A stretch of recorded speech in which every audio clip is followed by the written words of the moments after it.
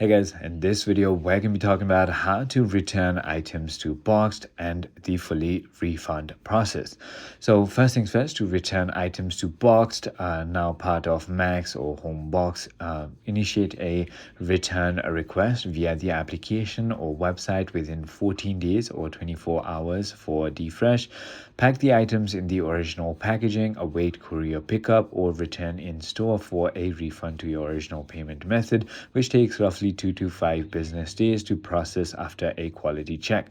Now, in order to refund, click on your account icon and then click on orders and select the specific order that you want to refund or return and click on return.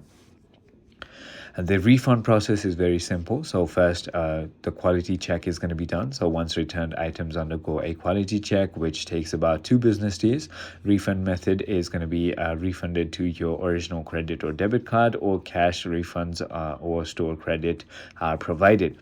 Refunds typically take 2 to 5 business days to process after the return is received. These may be excluded from the standard return guarantees. I hope this video clarifies everything for you. If you have further more queries, feel free to comment down below, and I'll see you on the next one. Bye.